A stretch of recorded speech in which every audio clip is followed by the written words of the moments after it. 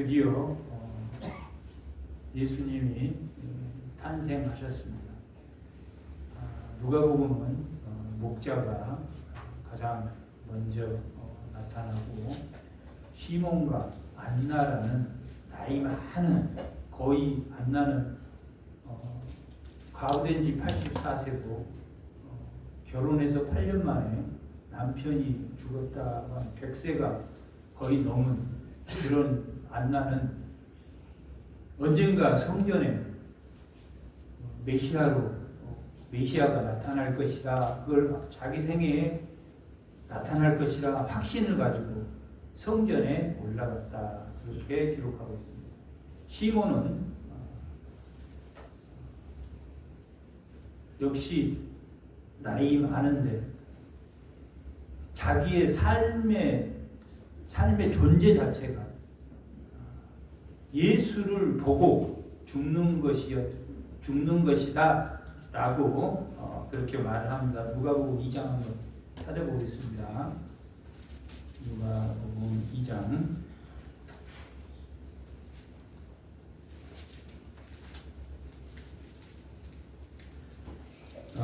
25절 다같이 한번 읽어보겠습니다. 예루살렘에 시몬이라는 사람이 있으니 이 사람은 의롭고 경건하여 이스라엘의 위로를 기다린다. 메시아를 기다리고 있다. 기다리는 자라. 성령이 그 위에 계시더라. 그가 주의 그리스도를 보기 전에는 뭐하지 않으리라? 죽지 않으리라. 이분의 삶의 의미는 오직 예수 그리스도가 성전에 오시는 것입니다. 성전에 예수님을 기다리는 거예요. 그리고 36절 다같이 아셀지파 바누엘의 딸 안나라 하는 선지자가 있어 나이가 매우 많았더라. 이 100세가 넘은 겁니다. 그가 결혼한 후 7해 동안 남편과 함께 살다가 과부가 되고 84세가 되었더라. 성전을 떠나지 않고 주야로 금식하며 기도함으로 섬겼더니 이때 나와서 하나님께 감사하고 예루살렘의 속량을 바라는 모든 사람에게 그에 대하여 말한다. 예수님이 드디어 정결예식 때문에 그 부모와 함께 성전에 왔을 때 드디어 안나가 만났다. 누구를 기다리는 사람입니까? 예수님을 기다리는 사람. 우리하고 똑같은 사람. 우리도 자기가 예수님 만나는 시몬은 예수님 만나는 게 삶의 목적이었어요. 왜 예수님을 그렇게 만나려고 했겠습니까? 예수님이 오기 전 700년부터 900년부터 시작된 아수르의 그 부족국가, 아수르, 바벨론, 바사, 헬라, 그 다음에 로마에 이르기까지 약 700년 동안 끊임없이 뭐가 일어났습니까? 전쟁이 일어났다. 그래서 역사에서는 이 시기를 차축시대라고, 이게 인류의 기둥을 세웠던 시대다라고 말하고 있는데, 모든 철학자, 종교가 그때 전부 다 뭐 때문에 나왔냐? 평화의 왕을 기다리는. 불교도 그때 약 600년경에 공자, 맹자 300년, 알렉스 대왕, 가진 왕들이 종교가, 인문학이 발달할 때랍니다. 아리스토텔레스, 플라톤, 실제론, 유명론, 그때 모든 철학이 완성이 됐는데 그 후대에 신플라톤주의, 신아벨론, 아리스토텔주의 해가지고 그 이어 나온 철학은 그거를 설명하고, 근데 그 사람들이 연구한 게 뭐였냐면 평화의 왕이 올 것이다. 오늘 본문에 나오는 동방박사도 그런 사람. 이 인류 이후에, 홍수 이전에 네피림 때문에 홍수가 나고 니브롯 때문에 바벨탑이 쌓여지고 이러한 두 번의 심판 이후에 가장 악독한 전쟁이 일어났던 게 예수님 오기 한 700년 전부터 아수르는 바벨론에게, 바벨론은 바사에게, 바사는 헬라에게, 헬라는 로마에게, 이 전쟁이 약 800년, 900년 동안에 계속 인류에 이루어졌다. 얼마나 많은 사람이 죽고 얼마나 많은 사람이 불안했겠다. 그럴 때 누구를 찾았냐면 모든 사람들이 참된 평화, 정말 평화가 뭔가, 평화를 누리는 사람이 올 것이다. 그 찾는 사람이 동방박사였습니다. 동방박사는 별은 그 근동의 왕을 의미합니다. 규나 지팡이, 뱀 머리를 한 규는 왕을 상징하는 거고, 또한 별은 왕을 상징했다. 그런데 발람의 경고에 24장에 보면, 민수기 24장에 보면 야곱의 자손으로 한 별과 한 규가 태어날 것이다 라고 발람이 좋은 의미로 예언한 것도 아닌데 하나님이 그렇게 예언하게끔 했단 말이에요. 발락에게. 발락은 모압의 왕이었는데 이 발람을 돈으로 사서 이 이스라엘을 저주하고 이 모압을 축복을 하기 위해서 모압이 완전히 이스라엘을 점령할 수 있도록 도와달라고 했는데 말만 하면 이스라엘을 축복하고 말만 하면 이스라엘을 축복하는데 24장에 그 예언하는 것이 한 야곱의 한 별과 한 규가 나타날 것이다. 24장 17절에 기록된 말씀입니다. 그렇게 예수님을 예표하는 그걸 환상으로 보여준 걸 그대로 말했던, 결국은 그 별과 규가 뭘 멸망시키냐면 발락의 그 발락이 모압의 왕이었는데 모압과 암몬과 블레셋과 잔인하게 몰렉 제사나 우상을 섬겼던 모든 나라를 무찌를 것이다. 그러니까 오히려 발락에게는 자기 거짓 증언을 해달라고, 자기를 이기게 전언해달라고 하는데 자기가 멸망당할 것, 결국은 이 땅에 예수 그리스도가 오면, 참된 왕이 오면 악한 모든 제국은 사라질 것이다 라고 말하고 있습니다. 그리고 다니엘서 보면, 다니엘서 7장에 보면 네 생물이 나옵니다. 2장에는 신상이 나오고 금과 은과 놋과 쇠로 된 신상이 나오는데 그게 뜬 돌이, 뜨이는 돌이 그 신상을 다 깨부신다. 그게 누구냐면 평화의 왕이다. 그런데 실제 평화의 왕이 이 제국들 로마를 깨부셨습니까? 깨부셔가지고 예수님이 왔다. 그러면 유대인들은 어떻게 생각했냐면 예수님이 왔다. 그러면 로마는 이제 끝이다. 이렇게 생각했는데 로마는 여전했고 로마의 속국으로 여전히 유대는 남아있고 예수를 참된 메시아로 그들이 믿지 않았던 이유이기도 했습니다.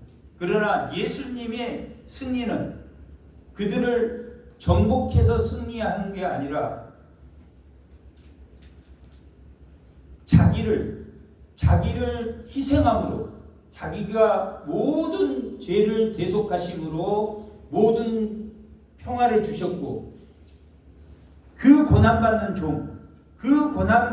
종이 십자가의 모든 샬롬을 모든 사람에게 죄의 대속함으로 모든 평화, 이기고자 하고 싸우고자 하는 그것으로부터 평화를 주었다 라고 기록하고 있는데, 이 다니엘서 9장에서도 인자 같은 이가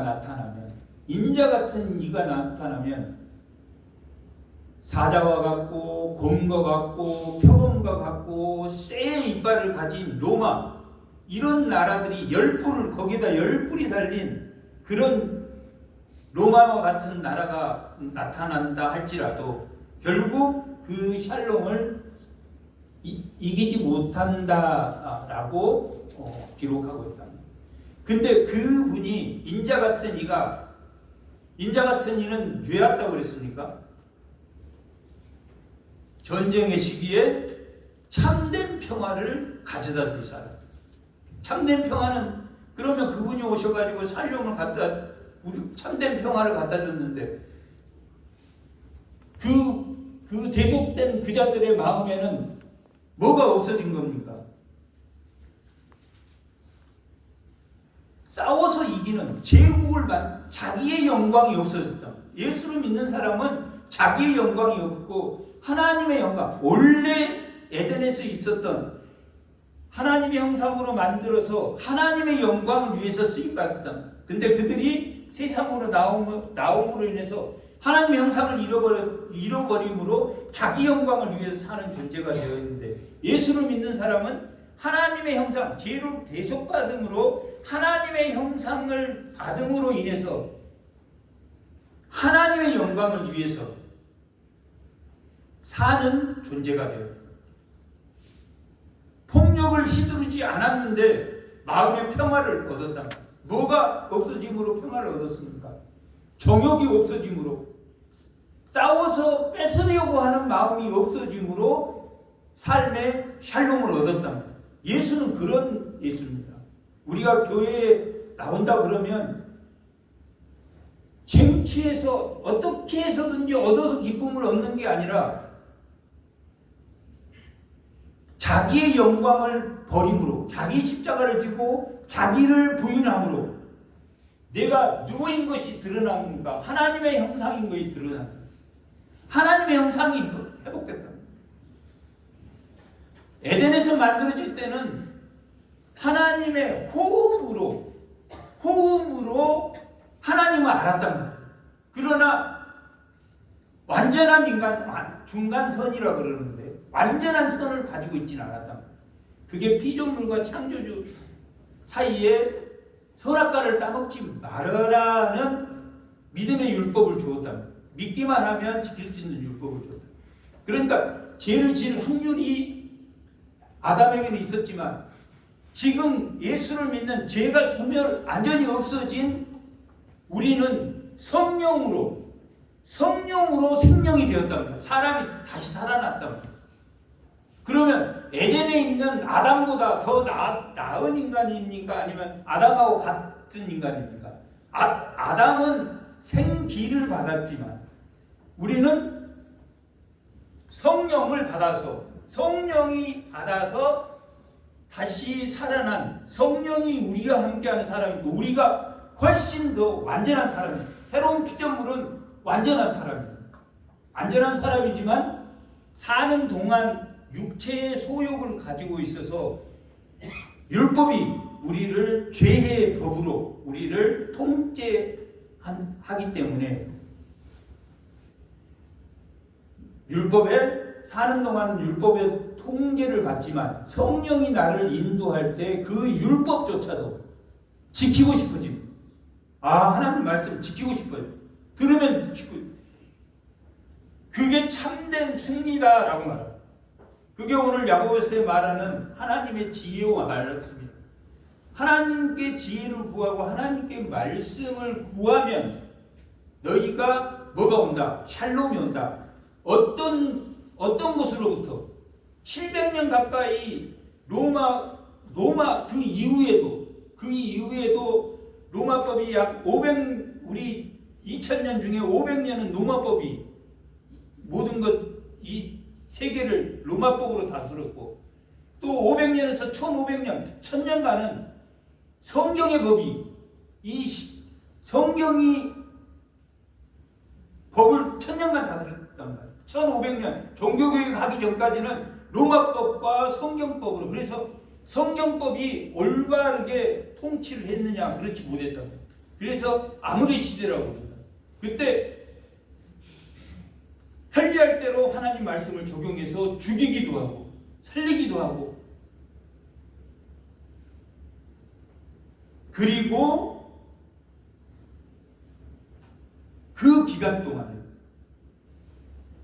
또 천주교하고 이 기독교하고 30년 전쟁, 100년 전쟁, 계속 전쟁이 일어난다.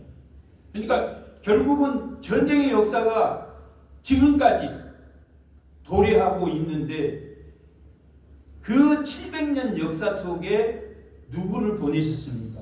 인자 같은 이 7장에 보면 인자 같은 이를 보내겠다라고 말합니다. 그리고 72대 490년, 그게 그때 정점으로 볼 때, 바사제국 정전으로 볼 때 예수님이 오기까지 약 490년을 71회로 보고, 예수님이 탄생할 것이다, 인자 같은 이가 탄생할 것이다 라고 다니엘서는 기록하고, 다니엘은 보통 사람이 아닙니다. 모세와 버금가는 역사를 이미 그때 모든 역사를 다 꿰뚫고 있다. 7장부터 12장입니까? 역사서랍니다. 역사. 이 모든 역사가 기록되다시피 한 그렇게 오신 메시아가 예수님이죠. 그런데 동방박사가 그런 사람, 모세가 그런 사람입니다. 모세 시대 때 어마무시한 우상들이 자리 잡았다. 하나님의 피조물의 존엄성이라는 건 없어요. 노동의 신성한 노동이 뭔지 잃어버린 그런 시대.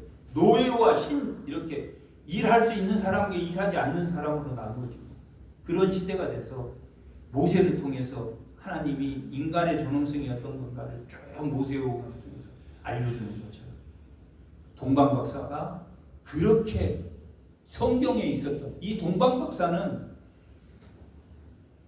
예물을 3가지 가지고 왔는데, 황금과 향유와 몰약을 가져왔다.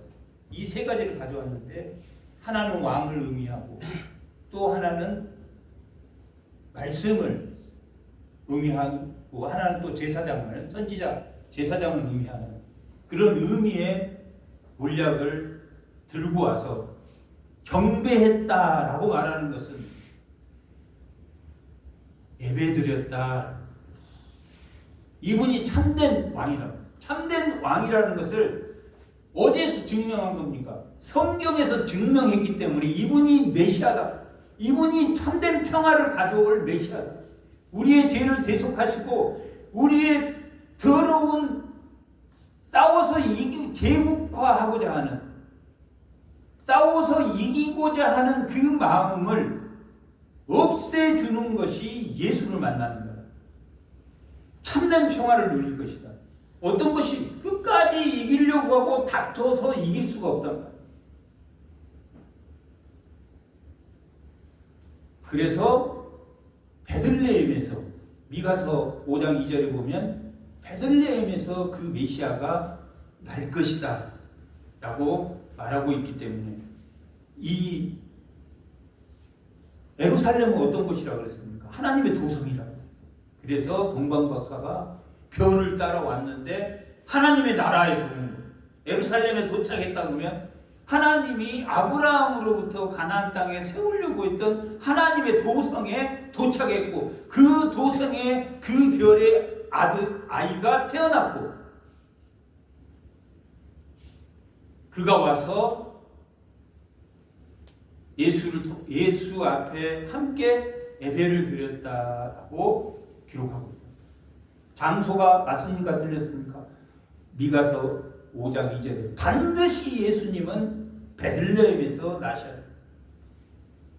그리고 최초의 목자들이 가서 찬양을 했고, 다음에 동방박사가 그 구유가 아니고 집이라고, 오늘 본문에 보면 집이라고 나오는데, 그 구유에서 집으로, 여관으로 옮겼던지 집으로 옮겨 있을 때 동방박사가 자서 세 가지의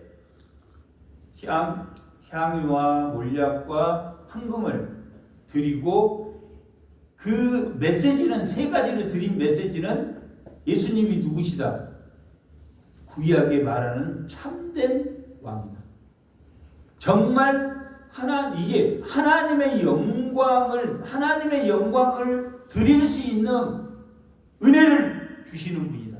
우리가 예수를 믿었다 그러면 내 영광을 위해서 사는 겁니까? 하나님의 영광을 위해서 사는 겁니까?